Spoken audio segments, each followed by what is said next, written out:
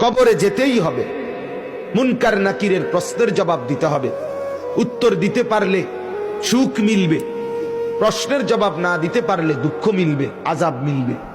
হাসরের ময়দানে আমার হাতে আমলনামা দিবে, আর আমার জিন্দেগীর সমস্ত কৃতকর্মের হিসাব দিতে হবে।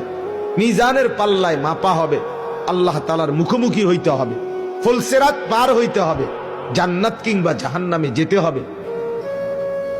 এই কথাটা যদি আমার দিলে বাস্তবিক অর্থে বুঝে আসতো, দিলে থাকতো, তাহলে আমার জন্য আল্লাহর প্রত্যেকটা হুকুম মানার জন্য এগিয়ে আসা সম্ভব ছিল, নিষেধগুলো থেকে বাঁচা সম্ভব ছিল। আমি আগায় আসি, আমি চেষ্টা করে যাই না। আমরা আগের থেকেই নফস, আমাদের শয়তান